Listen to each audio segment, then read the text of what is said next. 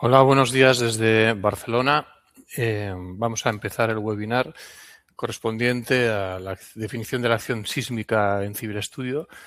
Esta es la segunda parte de los 3 webinars que vamos a hacer. Hicimos ya el primero y ahora vamos a la segunda parte, como comento, relativo a la definición de la acción sísmica.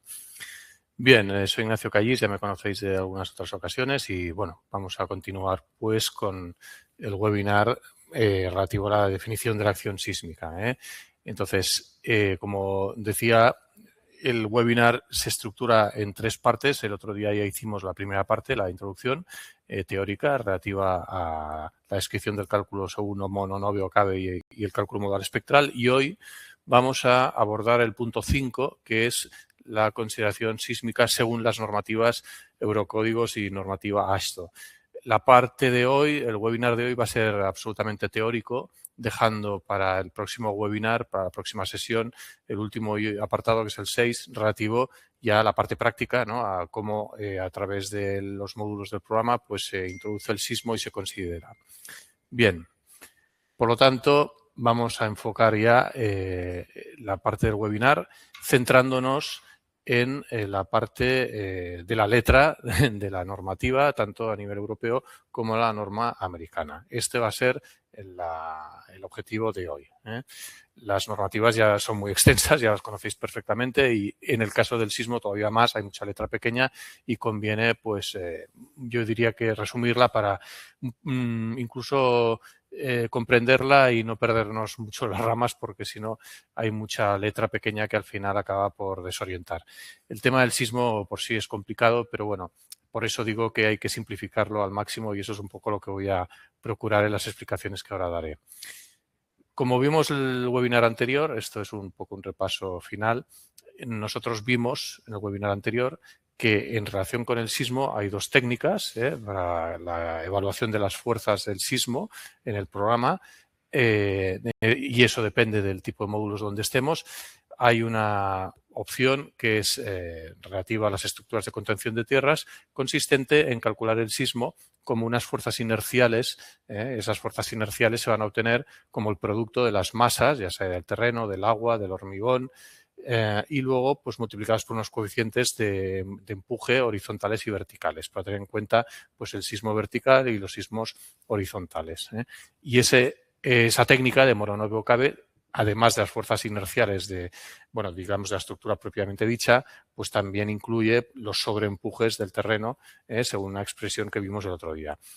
La otra técnica para obtener las fuerzas sísmicas en el sismo, pues viene a estar explicado o comprendido en lo que es el cálculo modal espectral. El cálculo modal espectral, como vimos, lo único que consiste es en dar una estructura, discretizarla y pues a partir de esa estructura, pues con los modos de vibración ya obtenidos, pues al final acabar en unas fuerzas estáticas equivalentes al sismo que ya, bueno, en su día ya lo vimos.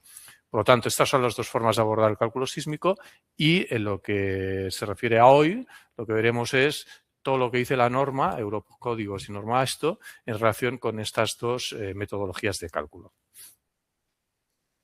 Voy avanzando las cosas que ya hemos visto. Estamos hablando del sismo, por lo tanto, de la acción accidental, que, bueno, del objetivo de hoy. Bien, en relación con Moronov-Cabe, yo creo que ya está comentado el resumen. Insisto, es una técnica consistente en evaluar unas fuerzas inerciales obtenidas por unos productos de masas por unos coeficientes horizontales y verticales. Este sería el resumen. En cambio, en relación con el cálculo modal espectral, ahora voy a una página. Aquí me voy a detener en esta. Es para un poco recordar lo que hicimos, lo que dijimos el otro día. Es un repaso rápido. La esencia del problema queda aquí resumida y digamos que, bueno, que a la izquierda teníamos un modelo de una estructura que está representada con un solo punto, ¿no? Un solo nodo. En cambio, a la derecha pues consiste en la extrapolación a una estructura que se discretiza pues una serie de modos, ¿no? De nodos, perdón, en nodos con n, n de Navarra, ¿no? Y esta estructura, que al final tiene una serie de nodos, bueno, pues es la extrapolación del caso de un grado de libertad. Las ecuaciones que rigen ambos casos, ya sea un grado de libertad o de n grados de libertad, son las que veis aquí abajo, son absolutamente análogas, es una extrapolación, todo esto ya lo vimos en detalle y, por resumirlo, pues lo que estamos viendo no es más que un equilibrio de fuerzas exteriores con fuerzas interiores. Las fuerzas exteriores son las sísmicas, es la excitación, es la patada que le estamos dando a la estructura desde el suelo a consecuencia del terremoto que pueda existir, ¿no? Entonces, las fuerzas internas, que es en los términos que aparecen a la izquierda de la ecuación, pues es la respuesta, ¿no? La respuesta, esa respuesta que al final es una función de la posición, ¿no? En función del tiempo, pues cada nodo de la estructura, cómo se va a mover en X y Z. Bueno, pues esa respuesta tiene tres componentes. Hay una componente que son las fuerzas inerciales, ¿no? Hay otra componente que es el K sub K por X, que vendría a ser la rigidez de la estructura, y hay una componente que viene a ser el amortiguamiento, que quiere decir la disipación de la energía de la excitación propiamente dicha. Entonces, lo que es importante de todo esto, y aquí está un poco la esencia del problema, es que, según vimos el otro día, la respuesta a una excitación exterior, ¿no? Una vez la excitación ha desaparecido, porque digamos que el sismo es como una acción que dura unos segundos o el tiempo que sea y luego ya deja de existir. Bueno, pues el otro día vimos que esa excitación que se ha producido y en un momento dado ha dejado de producirse, pues deja la estructura en un estado de movimiento, digámoslo así. Ese estado de movimiento no puede ser cualquiera.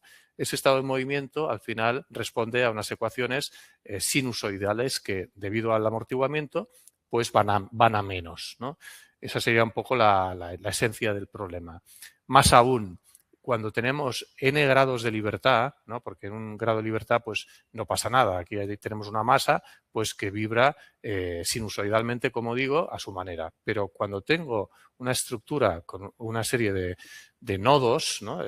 Aquí pues tenemos 1, 2, 3, 4 por 6 o por 10, pues 40 nodos, me lo invento, pues esos 40 nodos no pueden vibrar de cualquier forma, sobre todo debido a la rigidez de la estructura. Esa falta de flexibilidad, o sea, esa rigidez, lo que hace es que esa estructura pueda vibrar de unas formas determinadas, no de cualquier forma, y esos son los modos de vibración. Esa es la esencia, por lo tanto, de la técnica del cálculo modal espectral, que al final, ya cambiando un poco a la parte final donde se resumía, me voy a la página, es aquí donde quiero ir a parar. Bien, pues el cálculo modal espectral, dado que, o debido a que la estructura no puede vibrar de cualquier forma, sino con arreglo a unas formas determinadas, el cálculo modal espectral, lo que consiste, con el objetivo de obtener las fuerzas sísmicas, consiste en tres pasos. El primer paso es obtener, ya vimos que esto era un cálculo de autovalores, bueno, pues obtener los modos de vibración y las frecuencias.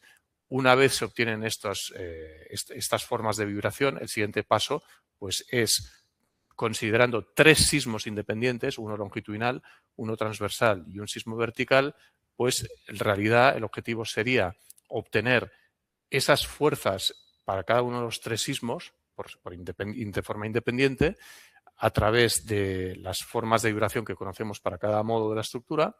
Y finalmente, conocidos los tres sismos, bueno, pues se combinan el sismo longitudinal con el transversal, con el vertical.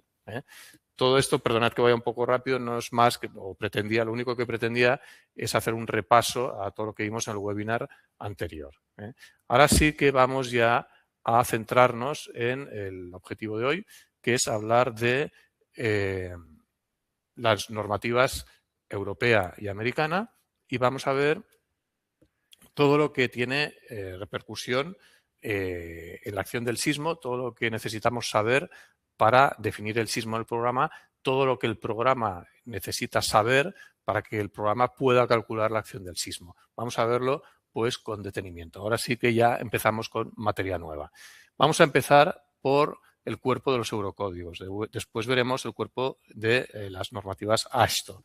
Y, como decía al principio del webinar, en el próximo webinar, la tercera parte del webinar relativo a la acción del sismo, todo lo que ahora vamos a hablar a nivel práctico, a nivel teórico, perdón, pues lo veremos a nivel práctico.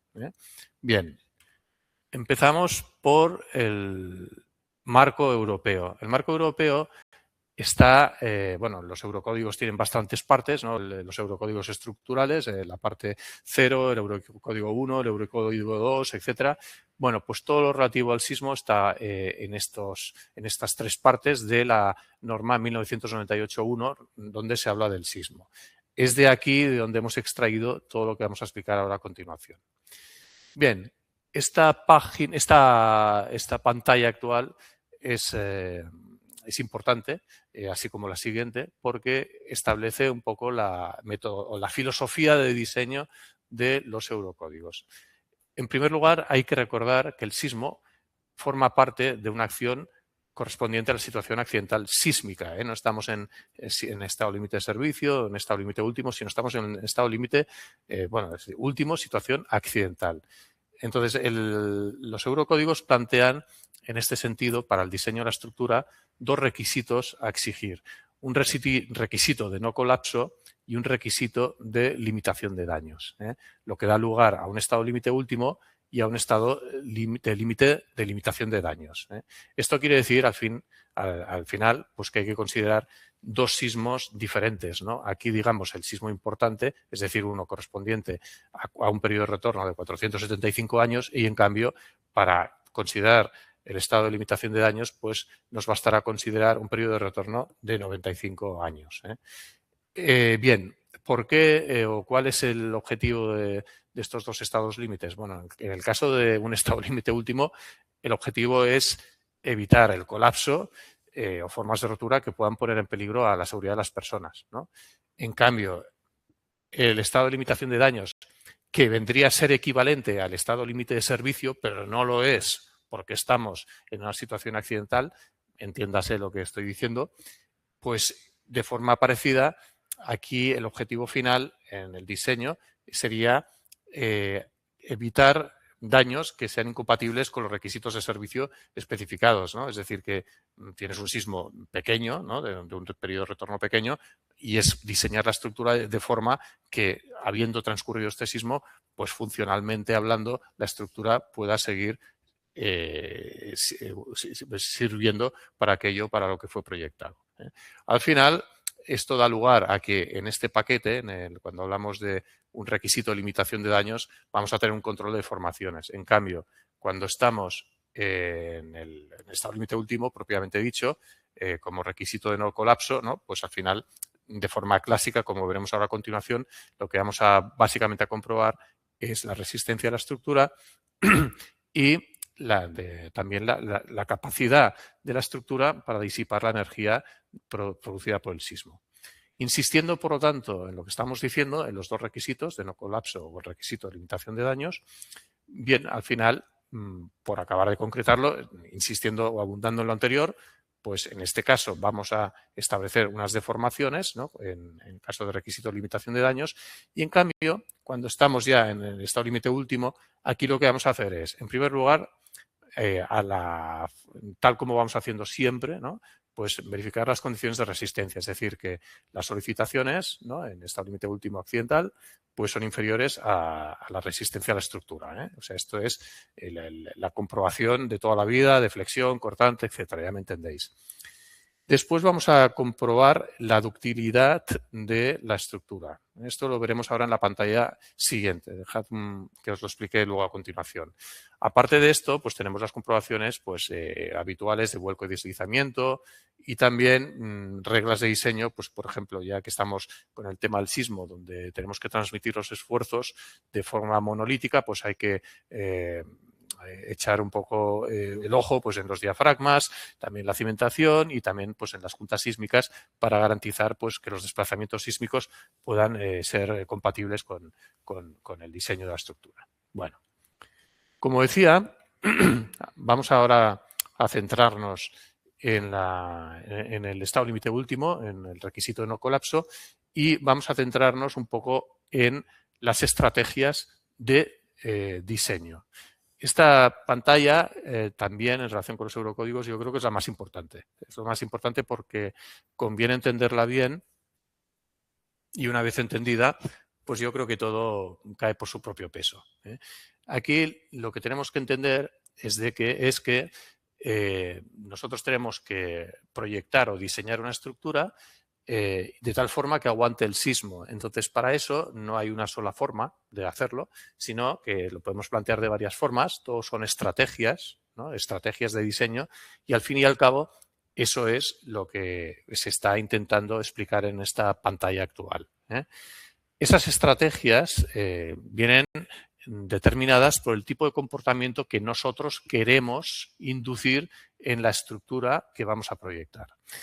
Hay 4 tipos de comportamientos de acuerdo con la normativa, ¿no? Idealmente elástico, esencialmente elástico, ductilidad limitada o un comportamiento dúctil, ¿no? Que son con estas 4 abreviaturas, ¿no?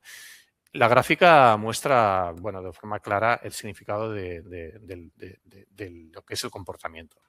Las 2 primeras corresponden, como se ve aquí en la gráfica, a un comportamiento elástico, ¿vale? Por cierto, ¿qué significa el comportamiento? Bueno, el comportamiento viene ligado directamente con el concepto de la disipación. ¿Cuál es la idea? La idea clave es que cuando cuando la estructura sufre o soporta un sismo, al final un sismo es una energía inducida en la estructura y esa estructura, tal como entra, tiene que salir. Esa forma de salir es la disipación, ¿no? O sea, tenemos una energía transmitida por la acción sísmica en la estructura y esa disipación se va a producir de 4 formas diferentes en función del comportamiento que queramos poner a la estructura. Las 2 formas clásicas o más de libro, digamos, el comportamiento elástico significa que ese sismo se va a ir por calor, ¿vale? Así yo creo que se entiende muy bien, ¿no? O sea, va a haber una disipación de la energía, se va a ir moviendo sinusoidalmente, pero con amortiguamiento. Ese amortiguamiento al final es un calor que que lo que hace es que va desacelerando el movimiento de la estructura y con lo cual podemos asumir un comportamiento elástico de la estructura y diseñaremos de forma coherente. Hay un siguiente paso que sería la ductilidad limitada, que sería esta opción de aquí. ¿Esto qué significa? Esto lo que significa es tanto como admitir que en la estructura, además del calor que se disipa, se generan, aquí lo he puesto entre comillas, unos microdaños que nosotros podemos admitir dentro del hormigón, por así decirlo. Son microfisuras, pero que, como digo, nosotros admitimos este daño de cara a mantener el diseño en condiciones elásticas. Finalmente, en cambio, a lo mejor estas 3 opciones, estas 3 opciones primeras de comportamiento, si las diseñamos o las llevamos a cabo según esta estrategia, conseguiremos un diseño, unas estructuras muy poco económicas, ¿no? O sea, muy caras de construir. Por lo tanto, la cuarta estrategia que cabe considerar es la estrategia de dar una estructura, un comportamiento dúctil, lo que significa que la disipación del calor se va a dar lugar a través de unas rótulas plásticas.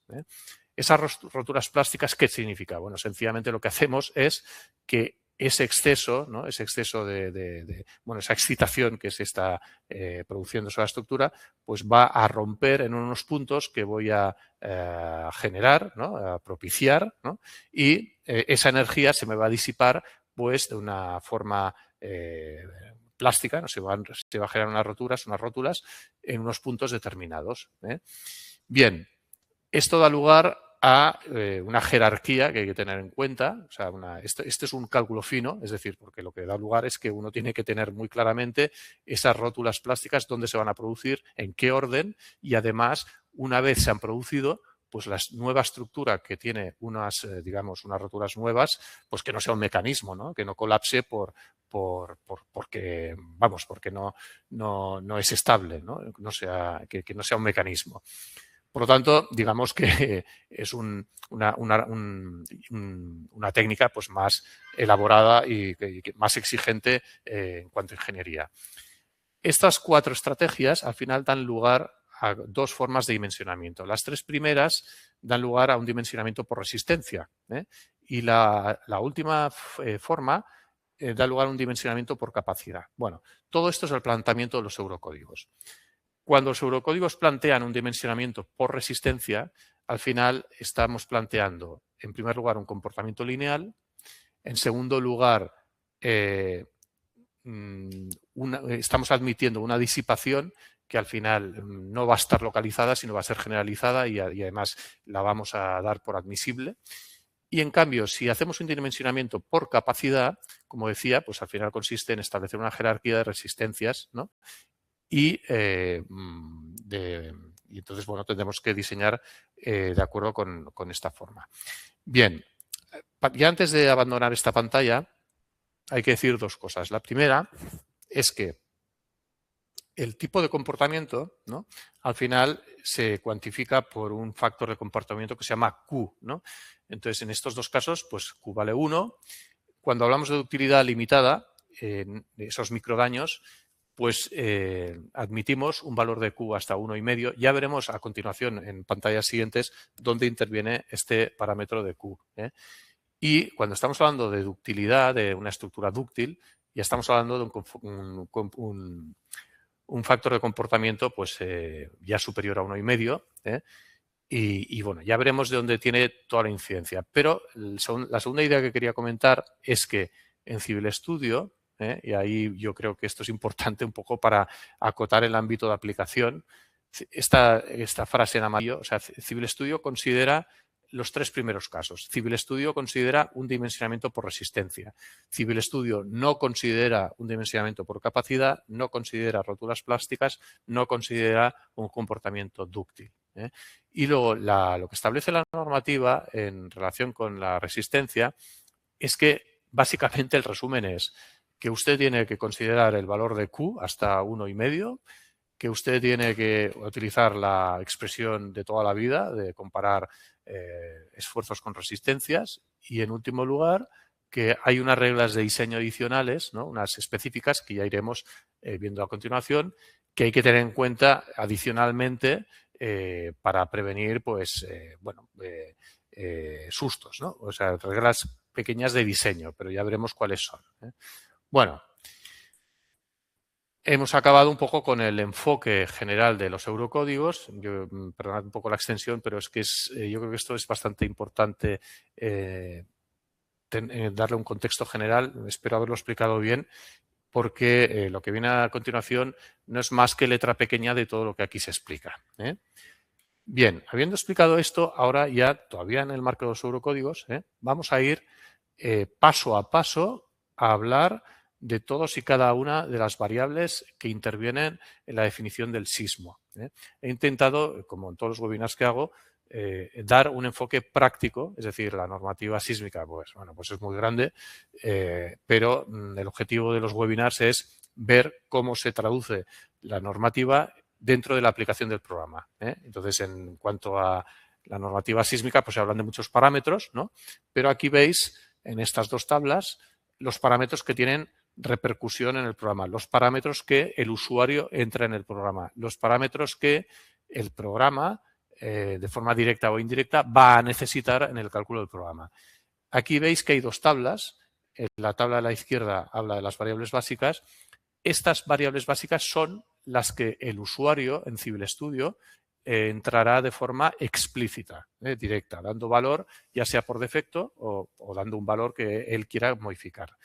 Y lo que veis aquí a la derecha, que también lo iremos viendo, son variables deducidas. Son variables que no entra el usuario en ningún problema, en ningún caso, pero que son variables que se deducen a partir de las variables básicas. Bien. Esta tabla resumida, bueno, sin esta descripción, al final estamos hablando de estos valores que son los que vamos ahora a comentar, ¿eh? Luego, a continuación, los webinars, bueno, aparte de que los tenéis en la web, pero aparte también estas tablas, todo lo que aquí se explica, generamos un PDF y podéis verlo con calma si lo deseáis. Bueno, el objetivo ahora es explicar en el ámbito de los eurocódigos, pues, todas y cada una de las variables básicas que pide el programa. Estas variables básicas, en los diálogos de Civil Studio, se piden desde este diálogo principal, ¿eh? Todo lo que aquí se pide en cada uno de los módulos, ya sea el módulo de tableros, de pasos inferiores, de muros, etcétera, en todos los módulos estas variables se piden en un diálogo que tiene este aspecto o parecido. Es importante recordar que dependiendo del módulo donde estemos, no hace falta definir o dar valor a todos los parámetros. Por ejemplo, cuando estoy utilizando el módulo muros, pues el cálculo modal espectral no me interesa, no me importa, no lo necesito, por lo tanto, no voy a definirlo.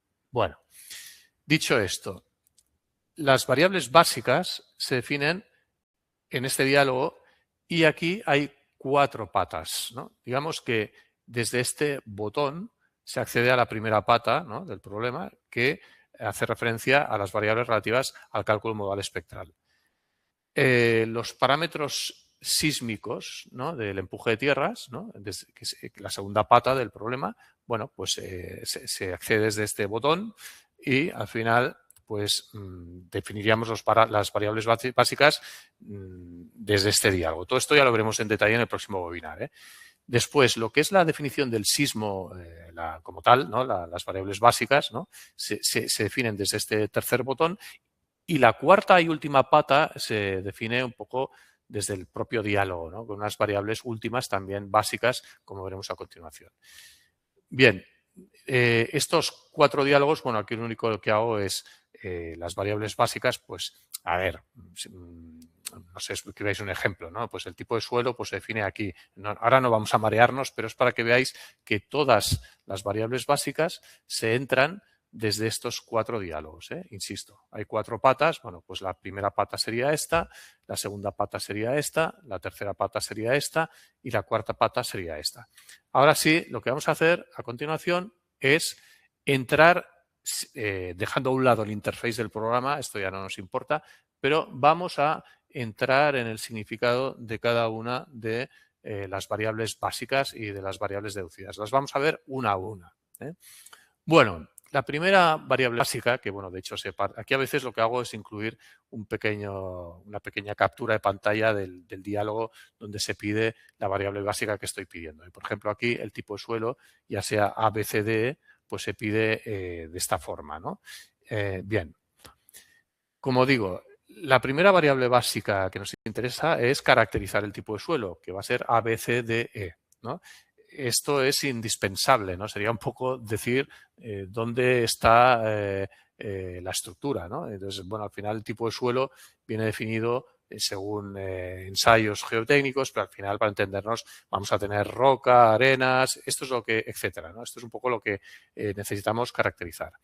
Fijaros que aquí ya, a partir del tipo de suelo, ¿no?, aquí destaco también una variable deducida, ¿no? Una vez tengo definido el tipo de suelo, puedo deducir el factor del suelo. El factor de suelo es un dato que no introduce el usuario, pero que lo deduce el programa a través de lo que establece la normativa y que además me va a hacer falta para cálculos posteriores. Bueno, pues el factor de suelo, en este caso concreto, depende del tipo de suelo, ¿no?, que es, si entiendas esto, y de lo que acabamos de explicar, y depende también del tipo de espectro, ¿eh?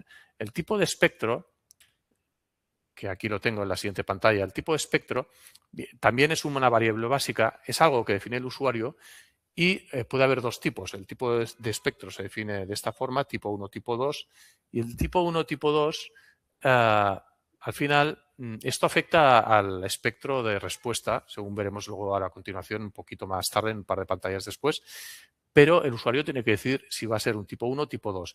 ¿Cómo lo va a hacer? Pues básicamente en función del tipo de estructura. Esto, de acuerdo con la normativa, pues te aconseja que para estructuras cortas o rígidas, pues consideres el de espectro tipo 1 y, en cambio, para estructuras largas o flexibles utilices el espectro tipo 2, ¿eh? Vale. Bueno, hasta ahora hemos definido el suelo, ¿vale? Muy bien, pero ahora lo que necesitamos es definir la excitación, ¿no? O sea, el grado del sismo, la importancia del sismo, el grado del terremoto. Entonces, ese terremoto viene determinado por 2 valores, por 2 variables básicas, ¿no?, que serían la aceleración sísmica y el factor de importancia, ¿eh? La aceleración sísmica, bueno, pues ya es el valor que viene ahí tabulado según el país, pues con unos mapas diciendo en cada zona pues qué valor tiene, ¿no?, gracias a todos los registros sísmicos que se conocen. Y el factor de importancia, que es un dato que también introduce el usuario porque es una variable básica, pues va a valer básicamente o 1 o 1,3. ¿De qué depende? Depende un poco de la importancia que tenga el puente, ¿no? En la normativa se establece que si el puente es normal, o sea, pues que el factor de importancia pues, es igual a 1, ¿no? Si el puente es importante, pues la excitación pues, se mayora por 1,3. Fijaros que si yo tengo estas variables básicas, puedo obtener unas variables deducidas que al final es la aceleración de cálculo a sub g y luego también pues la aceleración definitiva a la sub c que viene multiplicado por el factor de forma, perdón, el factor de S que es el factor de suelo que habíamos visto antes. Todo se va construyendo, como veis. Seguimos con la película. Ya tenemos caracterizado el suelo, ya tenemos el grado del sismo que tiene que soportar la estructura. Aquí hay un parámetro que viene a ser el amortiguamiento. No sé si se ve en amarillo. Estamos hablando del coeficiente de amortiguamiento. Bueno, aquí conviene saber varias cosas. La primera es que todos los registros sísmicos, ¿no? Es decir, la gracia del tema es que cuando nosotros evaluamos la respuesta de la estructura a la excitación sísmica, porque hay que recordar que lo que hay que diferenciar es que una cosa es la acción, o sea, el sismo, y otra cosa, que es lo que nos interesa, es cómo responde la estructura a esa acción. Entonces, todo esto hemos visto pues, que al final es un modelo de amortiguamiento, ¿no? Un modelo, como habíamos visto, bueno, no sé si llegaré a verlo, aquí, ¿no? O sea, estamos hablando de que yo tengo aquí una acción, pero yo necesito saber la respuesta. Esa respuesta nos lo da los espectros de respuesta. Esos espectros de respuesta, al fin y al cabo, lo que quiere decir es que en base a todos los históricos que hay, alguien, por así decirlo, por así entenderlo, se ha tomado la molestia de hacer todos los cálculos y de cara a nuestro diseño de la estructura nos basta con los valores máximos, ¿no? Esos valores máximos se han calculado ciertamente. Vuelvo a la página donde estaba. Un segundo, que no os quiero marear. Un segundo. Un segundo.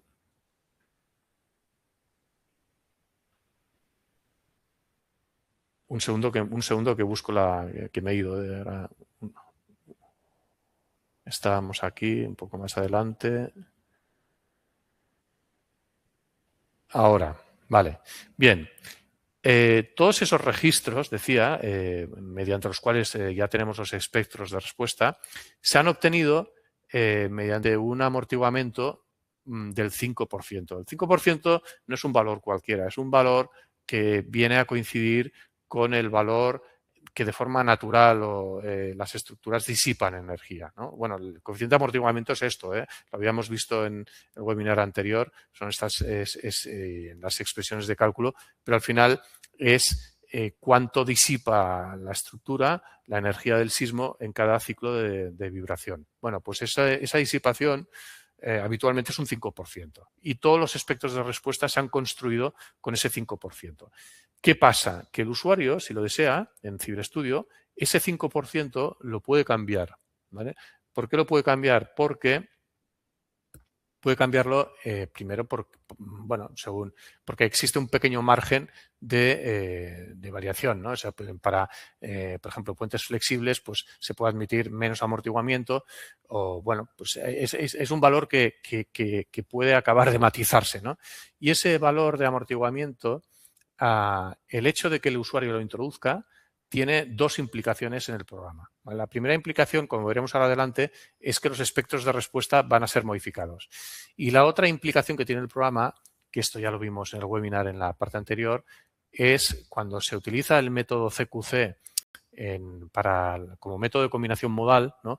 El efecto del sismo, bueno, que al final aquí recordaréis que intervienen los sismos debidos a cada modo de vibración. Bueno, pues cuando se combinan todos los modos de vibración, aquí hay un término que interviene que se índice de amortiguamiento. En fin, tampoco vamos a entrar mucho en detalle, pero tiene esta doble implicación. Por lo tanto, es un poco de fino, pero damos la posibilidad al usuario de modificar el índice de amortiguamiento. Seguimos con la película. Hasta ahora hemos hablado de todos estos parámetros, ¿vale? ¿Qué quiere decir esto? Que con estos y las variables deducidas que ya hemos hablado, pues ahora ya estamos en condiciones de elaborar nuestros espectros de respuesta. O sea, tenemos nuestra estructura y, como hemos dicho varias veces, pues al final de lo que se trata es de conseguir esta ley de respuestas a la excitación sísmica. Tenemos que decir tres cosas. La primera, hemos de recordar que espectros de respuesta hay de dos tipos, de aceleraciones y de desplazamientos. Nos van a interesar las dos y las dos por separado. Los espectros de esfuerzos nos van a permitir obtener las fuerzas sísmicas, en cambio los desplazamientos nos van a permitir obtener los movimientos de la estructura. Y recordemos pues, que ambos espectros están relacionados por la frecuencia. O sea, al final el espectro en esfuerzos es la frecuencia al cuadrado por el espectro en desplazamientos. Bueno, siguiente idea, segunda idea. Hay dos tipos de espectros de respuesta, los elásticos y los de cálculo. Entonces, los elásticos no están afectados por Q. ¿Vale? Ahora lo veremos a continuación. Y en cambio, los espectros de respuesta de cálculo sí que están afectados por Q. ¿Cuándo utilizaremos unos espectros de respuesta elásticos o los de cálculo? Esto lo explicaremos ahora también a continuación. Y finalmente, hay otra tercera idea que yo creo que es importante, que los espectros, seguro ahora veremos a continuación, hay de dos tipos. Hay horizontales y verticales. Entonces las leyes son diferentes. Vamos a verlo. Ahora os voy a enseñar 4 pantallas. 2 pantallas serán para los espectros de respuesta elásticos, horizontal y vertical, y 2 pantallas más serán para los espectros de respuesta de diseño, horizontal y vertical. Por lo tanto, hay 4 espectros que considera la normativa. Vamos a ver de los 4 espectros el primero. El primero sería el elástico con aceleraciones horizontales. Bueno, pues aquí destaco las variables que intervienen en el problema. Tampoco quiero entrar mucho en detalle. Digamos que el programa necesita estas variables, pero todas al final parten de lo que el usuario ha introducido. Tampoco quiero entrar mucho en detalle, pero al fin y al cabo, al final tenemos el espectro construido de esta forma con una serie de valores. Bueno, en los espectros elásticos no interviene el valor de Q, porque recordad que estamos hablando de esta zona, ¿no?, donde Q es 1. Es 1, por lo tanto no interviene. Tanto en el espectro de respuesta elástico horizontal como en el espectro de respuesta elástico vertical. Aquí no existe el parámetro Q. Aquí en esta segunda opción, pues las leyes son distintas y, bueno, del tipo que veis. Fijaros que, por ejemplo, por aquí interviene el parámetro que decía de amortiguamiento. El amortiguamiento queda encapsulado por nu y nu pues interviene en las expresiones, o sea que lo que hace es modificar las leyes. Si ahora voy a los espectros de respuesta de diseño o de cálculo, aquí sí que interviene Q. Aquí interviene Q, o sea, se está dividiendo los espectros. Q que vale, como decíamos antes, un valor entre 1 y 1,5. O sea, estamos en esta zona, ¿no? Estamos hablando de los que están afectados por Q. Bien. Como digo, ahora a continuación explicaré cuándo se tienen que utilizar los espectros de cálculo o los espectros elásticos. Lo veremos ahora a continuación.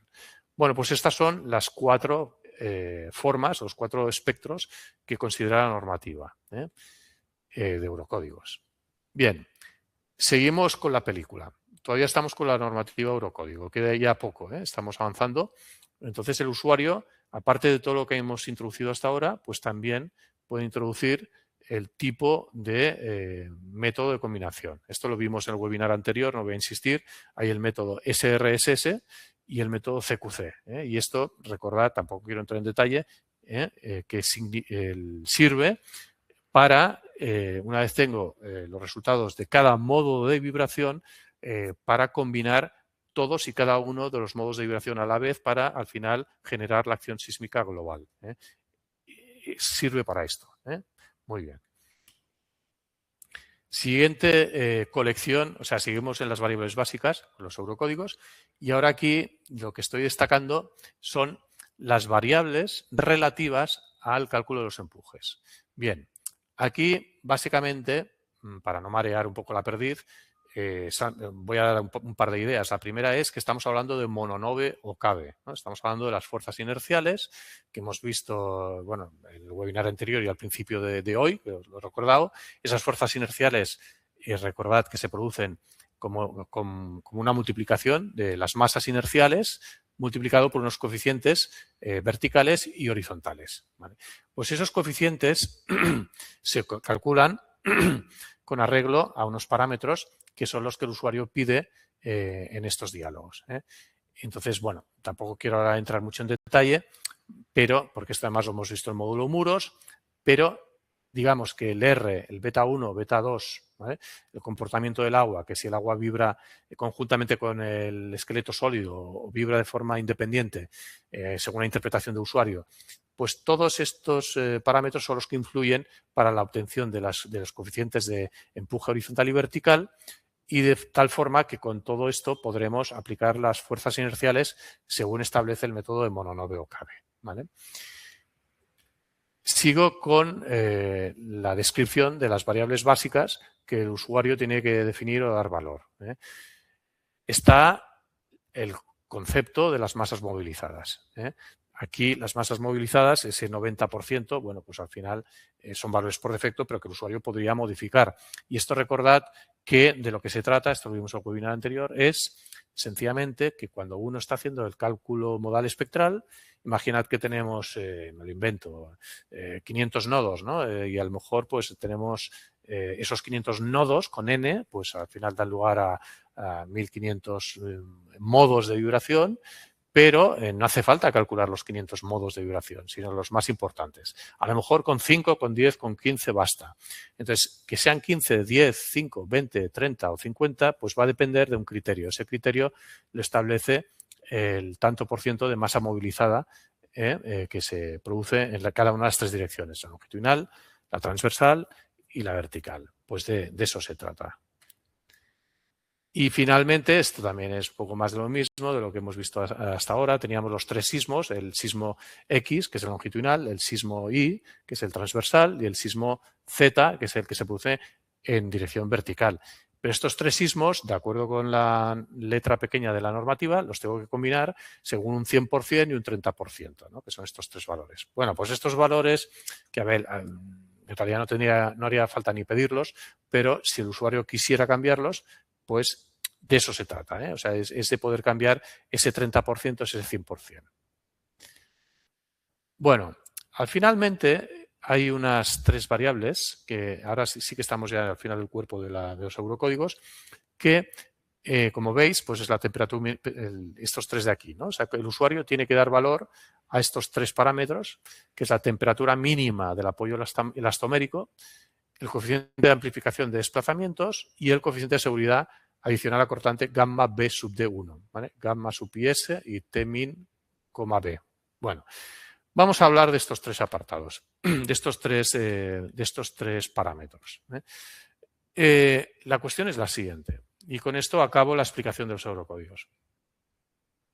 Aquí lo que establece la normativa, y de una forma poco clara, o sea, es decir, que uno tiene que leérselo una vez, dos veces, tres veces y 5, y al final, de una forma o de otra, los eurocódigos lo que te establecen, si estamos hablando de puentes, es como, diríamos, como una casuística AB, ¿no? Que es lo que veis aquí.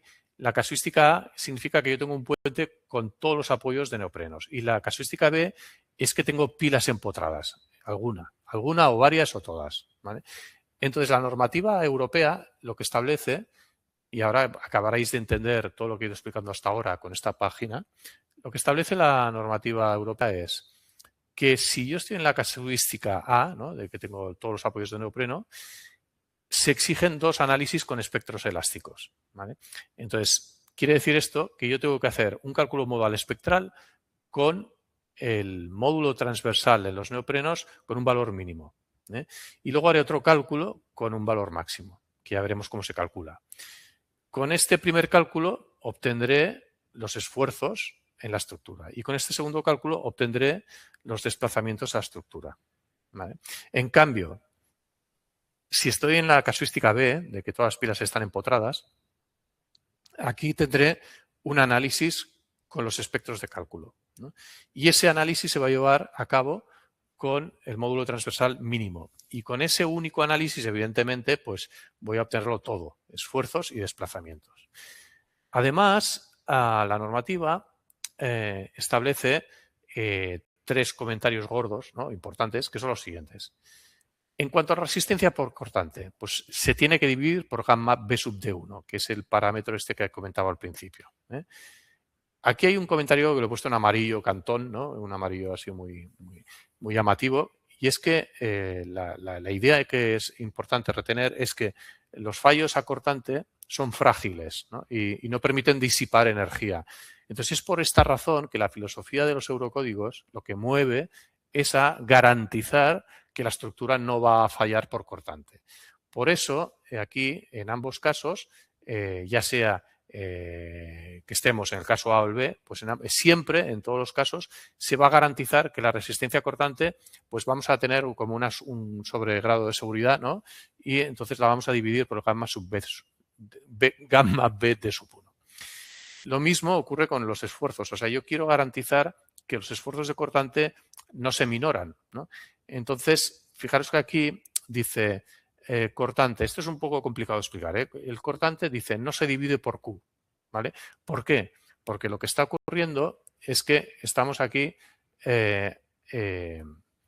utilizando espectros elásticos. Los espectros elásticos no consideran Q. Por lo tanto, viene aquí a decir que los esfuerzos de cortante son directamente los que obtenemos del análisis. En cambio, cuando yo estoy haciendo el análisis para el caso de puentes con pilas empotradas, aquí, según dice la normativa, aquí sí que se establece que deben considerarse los espectros de cálculo.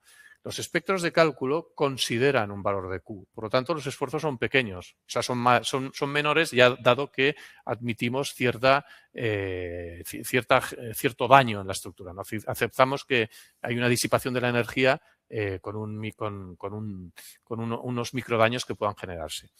Como los esfuerzos salen divididos por Q, para tener los esfuerzos de cortante normales, sin ningún tipo de afectación, los tenemos que multiplicar por Q, ¿no? Aquí se dividen y aquí los restituimos, ¿no? Los multiplicamos por Q para volver a tener el valor original, ¿eh? O sea que hay que garantizar que el cortante pues sea con el valor que toca, ¿no? Y eso lleva a no dividirlo por el factor de comportamiento Q y aparte a minorar siempre la resistencia de cortante, ¿vale? Luego, a nivel de desplazamientos, es donde interviene el factor gamma y S, que es el que aquí hablábamos, que la normativa de Eurocódigo pues, establece pues, que según la casuística A, pues tenemos que multiplicarlos por gamma sub S.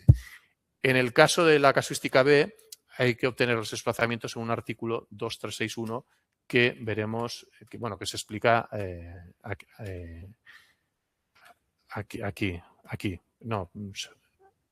aquí. En el caso B, de pilas empotradas, bueno, pues los desplazamientos, esto tampoco quiero entrar en mucho detalle, pero se obtienen con una expresión y dentro de esta expresión interviene el parámetro de la temperatura mínima de los neoprenos, que es el último parámetro que os había enseñado al final, al principio relativo al usuario. La temperatura mínima. Es decir, que esta temperatura mínima interviene en la expresión de los desplazamientos en el caso de pilas empotradas. Como veis, es bastante farragoso todo lo que establece los eurocódigos y he procurado un poco intentar ponerle orden al asunto. Una idea más, cuando hablo de los módulos transversales mínimos y máximos, ¿no?, estoy hablando de estas expresiones, es decir, de los módulos de elasticidad del neopreno. Esto es lo que hemos visto antes, ¿no? O sea, en el caso A tenemos que hacer 2 análisis con estos 2 valores y en el caso B, pues tenemos que hacer un análisis con un solo valor. Bueno, pues aquí tampoco voy a entrar mucho en detalle, pero aquí se establece cómo calcular los módulos transversales. Este sería el de partida, el valor de partida del neopreno, con el cual pues después obtengo el valor mínimo y aquí un valor máximo. Tampoco quiero entrar mucho más en detalle. Y ya para acabar, comentar que esta pantalla que veis ahora aquí delante, bueno, visto un poco más en detalle, aquí tenemos la casuística A y B, por falta de tiempo y para no liarlo, pero que está explicado de una forma un poco más exhaustiva, pero para el caso A y luego también para el caso B, todas las implicaciones que tienen los dos análisis en el programa. Pero estas dos tablas que veis aquí son exactamente lo mismo que lo que veis ahora, y yo creo que si luego queréis con tiempo verlo en detalle en PDF, que os enviaremos después, pues lo podréis hacer. Pero quedaos solamente, lo importante es haber entendido la explicación de esta pantalla actual. Bueno, ya estamos acabando con los eurocódigos. Básicamente lo único que querría añadir, con eso acabo, es que en el módulo pilas también, debido al sismo, hay que considerar los esfuerzos de segundo orden amplificados según una metodología del apartado 5.4. Esto también lo lleva a cabo el programa pero esto lo explicaré cuando estemos haciendo el webinar del módulo pilas. Ahora mismo lo dejo a un lado. Bien, ahora sí que ya hemos acabado con la explicación de la normativa Eurocódigo y vamos ya por fin a hacer lo mismo que hemos hecho antes con los eurocódigos, pues ahora con la normativa americana. La normativa americana, como sabéis, el sismo se trata en el apartado 3.10, ¿no?, de la norma ASTO, es lo que vamos de esta, digamos, del capítulo 3.10 es de donde se extraen todas las ideas que ahora comentaremos a continuación. La primera idea, como planteamiento general, es que la normativa americana plantea, en este caso, un periodo de retorno de 1000 años, ¿no?, para la definición del sismo.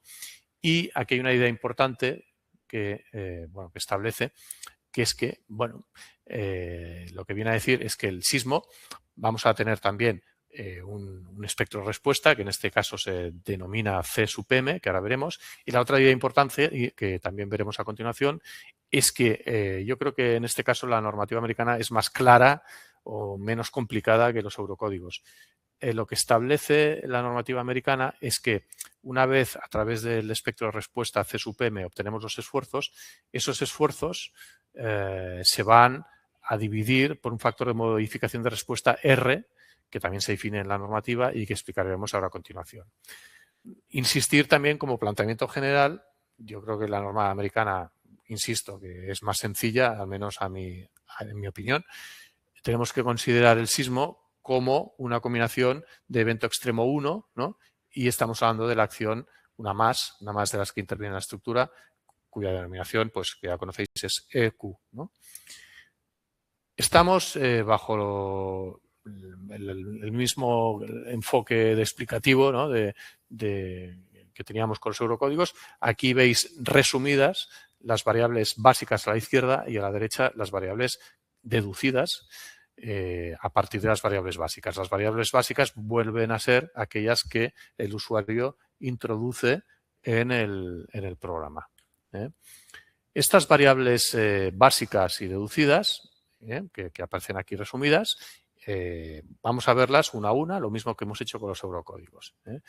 Y lo mismo que pasaba con los eurocódigos, esas variables básicas que tenéis aquí a la izquierda se piden también en 4 patas, ¿no? Y es exactamente lo mismo que con el caso de los eurocódigos. Tenemos el diálogo principal, aparece en este caso concreto los coeficientes de combinación, el 100%, el 30%. Después hay una segunda pata donde está la definición sísmica, que luego iremos viendo. Hay una tercera pata para los cálculos de mononobe o cabe, ¿no?, de los empujes de tierras. Y hay una cuarta pata relativa a la definición o la configuración del cálculo modal espectral. Todo esto ya veis que al menos eso es un poco lo que pretendemos, que siempre es lo mismo, ¿no?, que es la misma metodología, la misma sistemática, el mismo ordenamiento de la información en el programa. Bueno, pues todas estas variables básicas, lo mismo que hemos hecho antes con los eurocódigos, todas estas variables básicas, como digo, se piden en estos 4 diálogos. Bueno, aquí en detalle pues lo podéis ir viendo. Este sería el primer diálogo, esto sería el segundo diálogo, esto sería el tercer diálogo y esto sería el último y cuarto diálogo, ¿vale? O sea que a nivel de interface, lo que tiene que definir el usuario se define en estos 4 diálogos, tal como veis. Vamos a ver cada una de las variables básicas. las variables básicas son estas resumidas y ahora, por orden, empezamos por las primeras y vamos a ir viéndolas cada una de ellas. Empezamos por el tipo de suelo. Es exactamente análogo al tema, a los eurocódigos. O sea, hemos de partir por definir en dónde asienta la estructura, ¿no? La estructura pues tiene un terreno y ese terreno pues puede ser una roca, bueno, arena, es muy parecido. O sea, entonces aquí a resultas de la clasificación pues tendremos un suelo tipo ABCDF que se pide a través de esta rejilla. La segunda variable básica importante es el coeficiente de aceleración de pico del terreno, que según se define en la normativa americana. Entonces, con este valor que se introduce en este diálogo, ¿vale? El 0,6, por poner un ejemplo, bueno, pues con este valor podemos obtener dos variables deducidas. Es decir, el usuario solo introduce el valor de PGA, ¿no? Del coeficiente de aceleración de pico del terreno. Con el tipo de suelo y con el PGA, el programa, de forma automática, va a deducir primero el factor de suelo, porque el factor de suelo, como veis esta tabla, que es la que utiliza el programa, pues depende del tipo de suelo y del PGA. Y de aquí sale el valor FGPA. Si conozco FGPA, conozco PGA y conozco la aceleración, pues tengo la segunda variable deducida, que es la aceleración de cálculo. Y voilà, pues aquí a lo mejor lo que tengo, por lo tanto, en realidad, en resumen, es el valor de la excitación del sismo, ¿no? O sea, si el sismo es pequeño, grande o mediano, pues vendrá determinado por este valor y por el tipo de suelo. Muy bien. Una vez ya tengo definido el suelo, una vez ya tengo definida la excitación, ¿no? Que son estas dos variables que habíamos visto antes, ahora el programa me pide como variable básica S sub 1 y S sub S. Estos dos valores, al final, bueno, podemos entrar un poco en detalle, pero se usan para la generación de los espectros de respuesta. Y, además, una vez tenga estos valores, pues el programa, de forma interna, va a ser capaz de obtener un par de variables deducidas, que son estas dos, el factor de sitio, el factor para periodos cortos y para periodos largos. Aquí hay unas tablas que son las que utiliza el programa según la normativa y que de forma automática pues genera los valores.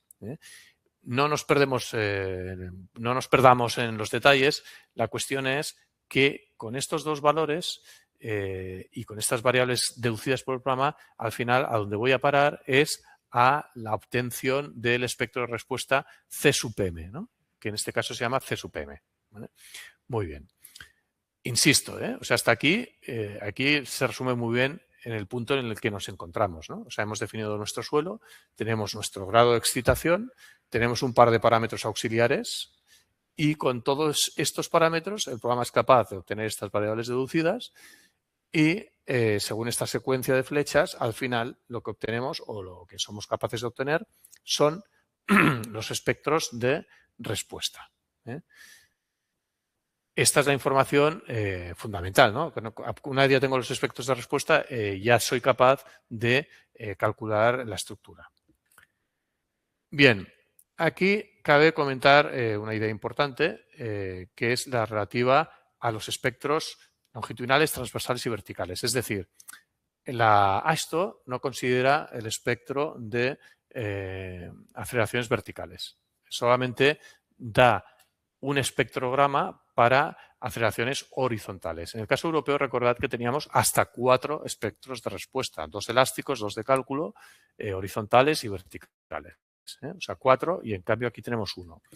No obstante, por dar un poco de flexibilidad al programa, aquí definimos o le pedimos al usuario un tanto por ciento, ¿no? Que sería porcentaje del espectro vertical respecto al horizontal. Esto permite al usuario, si quiere, pues considerar un espectro vertical igual al horizontal o poner un 0. O sea, viene a ser este el significado de esta variable básica. Bien, el coeficiente de amortiguamiento, estamos en lo mismo que hemos explicado con los eurocódigos, todos los espectros están generados con un 5%. Y si volvemos a la expresión de los espectros, aquí, bueno, tampoco quiero o pretendo que lo veáis en detalle, pero no interviene el coeficiente de amortiguamiento. Es decir, que el programa, la normativa ASTO establece unos espectros fijos para un 5% y no da la posibilidad a los usuarios de la normativa ASTO, no da la posibilidad de contemplar otros espectros de respuesta que no estén con este amortiguamiento del 5%. En este caso, bueno, es un poco más rígido, quizás más coherente, porque todos estos espectros han sido considerados con este valor de amortiguamiento.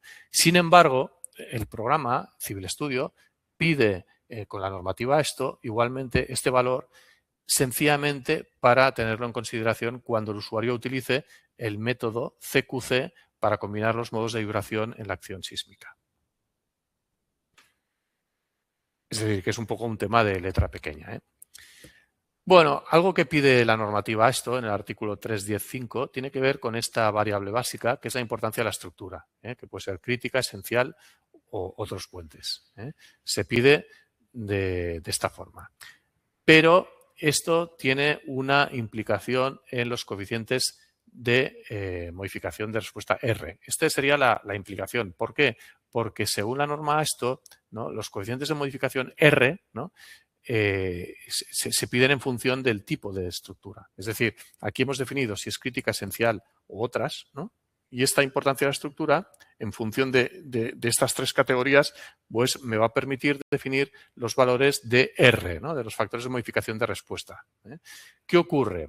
Lo que ocurre es que, como veis aquí, las variables básicas incluyen la posibilidad de que el usuario modifique los valores de respuesta que vienen por defecto. Es decir, Civil Studio pide al usuario los factores de modificación de respuesta R de forma explícita, ¿no? ¿Para qué utilizará el programa R? Pues tal como establece en el artículo 3.10.7 de la norma ASTO, Civil Studio lo que hará es que dividirá las fuerzas por el coeficiente R, ¿vale? Bien, dicho esto, ¿qué quiere decir? Lo que quiere decir todo esto es que si Civil Studio como variable básica pide el valor de R al usuario, ¿vale?, quiere decir que la importancia de la estructura, es decir, esto, ¿no?, no va a tener ningún tipo de implicación. Es lo que dice este comentario. Los valores de R son definidos por el usuario, así que el valor de la importancia, ¿no?, no tiene implicación en Civil Studio. Porque la normativa establece esta tabla, pero como el usuario introduce los valores directamente, da igual el tipo de importancia de estructura. ¿Vale? Sigo con la película, estamos ya acabando, muy cerca del final. Entonces, lo mismo que hemos hecho con los eurocódigos, también dentro de las variables básicas hay un paquete R, alfa, beta, comportamiento del agua, que se piden en el diálogo correspondiente a los empujes de tierras. Digamos que este paquete, pues, como hemos explicado antes con el paso de los eurocódigos, pues estas variables son las que se usan para, en el caso de mononove o cabe, tener en cuenta los coeficientes horizontal o vertical para multiplicar las masas inerciales, ¿no?, y obtener fuerzas inerciales. Esto ya está explicado. Aquí las variables deducidas pues se obtienen como K sub H, K sub V, pues con arreglo a estas otras expresiones no idénticas a los códigos, parecidas, pero no son exactamente iguales y bueno, pues al final el usuario necesita introducir los valores que ya hemos visto. Para esto, para el cálculo mononove o cabe, os recomiendo, si queréis, recordar o retomar el webinar que se hizo del módulo muros, donde esto se explica en detalle. Bien, aquí no voy a insistir. Esto es exactamente lo mismo que con el caso de los eurocódigos. No voy a insistir en nada. Es decir, aquí se piden los tantos de masa movilizada en las tres direcciones. Es exactamente lo mismo que con la otra normativa. También, siguiendo con las variables básicas, tenemos, al igual que los eurocódigos, pues el método de combinación modal, el CQC o el SRS. O sea, esto es exactamente lo mismo, lo vimos también en el webinar anterior, y es para configurar el cálculo modal espectral. Y aquí también tenemos el famoso tema de la combinación del 100% con el 30%, o sea, estos son los tres sismos, el sismo longitudinal, el sismo transversal, el sismo vertical. Aquí tampoco voy a influir, no voy a comentar nada. Pero ahora sí, ya hemos acabado con todas las variables básicas y ahora acabo el webinar con el último concepto, que es el concepto de la zona sísmica. La zona sísmica es una variable deducida, no es una variable básica de usuario. Es una variable que, como aquí dice, es una función del parámetro SD1. SD1, bueno, hay que hacer un poco de memoria. SD1 es igual a F sub V por S1, ¿no? F es, bueno, en fin, digamos que a partir de los datos de usuario, ¿no? Al final se obtiene un valor SD1, ¿vale? Y según la norma esto, en función de ese valor SD1, al final hay una variable deducida, que es la zona sísmica, que puede tomar valor 1, 2, 3 o 4. Este valor 1, 2 o 3, 4 sirve para establecer unas reglas adicionales en el diseño del puente, ¿no? Es algo parecido a lo que pasa con los eurocódigos, que ahí se dice que teníamos que tener en cuenta la comprobación famosa de que los esfuerzos han de ser menores que las resistencias de cálculo, ¿no? Y además, pues se tenía que tener en cuenta pues unas reglas adicionales con el cortante que hablábamos hace un rato.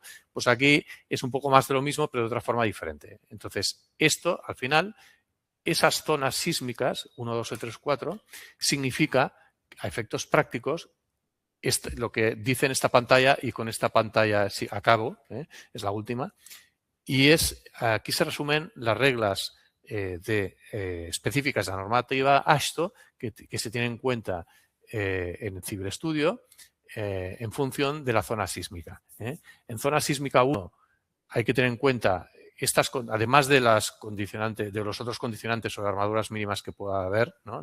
Según flexión, acortante, torsión. En la zona sísmica, la norma AASHTO establece que tienen que verificarse estas condiciones. En zona sísmica 2, además, tienen que verificarse estas condiciones. Y, en cambio, en zona 3 o 4, además, tiene que imponerse estas condiciones de armaduras máximas y mínimas. Bueno, pues estas condiciones son las que se establecen en el CiberStudio. Y es un poco el punto final. Hemos acabado con el webinar de hoy. Ha sido un webinar teórico. Me sabe mal, que espero que no haya sido muy aburrido o pesado. El próximo webinar será la última parte de la acción sísmica en CiberStudio y ya será un webinar totalmente práctico, donde veremos en cada uno de los módulos del programa cómo se considera el sismo teniendo en cuenta lo que hemos explicado en los dos webinars anteriores, es decir, los webinars donde explicamos el mononoveo CABE y el cálculo modal espectral, y el webinar de hoy donde hemos explicado la letra pequeña o la esencia de las dos normativas, eurocódigos y americanos. Perdonad que haya sido un poco larga el webinar y sobre todo pesado, pero es que no había otra forma de hacerlo. O sea, la cuestión era abundar en la explicación de las variables como son las que tenéis aquí tabuladas para el caso americano y las análogas para el caso europeo. Pero si esto se tiene claro, al final yo creo que todo lo demás, pues no sé cómo decirlo, o sea, ya son casos concretos que es lo que haremos en el próximo webinar.